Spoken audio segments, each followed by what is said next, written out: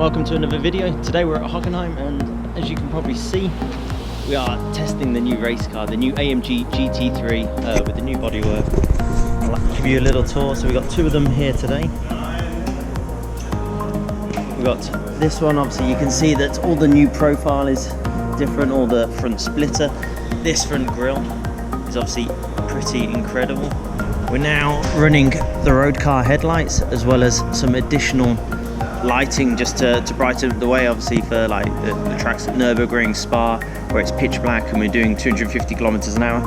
It helps that we're able to see where we're going. So we've got the new lights, new styling, obviously still the shark nose, but with the massive opening now for the additional cooling for the brake system. So we've got all the vents in here, driver cooling, engine cooling.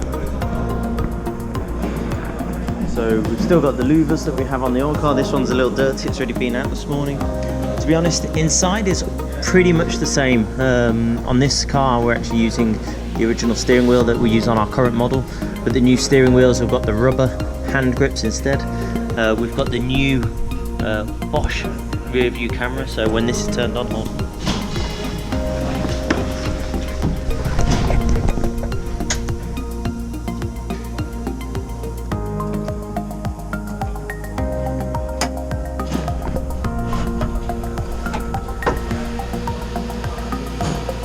So as you can see, we've got the rear view camera. Okay, it's just unfortunately in the workshop right now, so we can't see too much there, but that's going to come in really handy.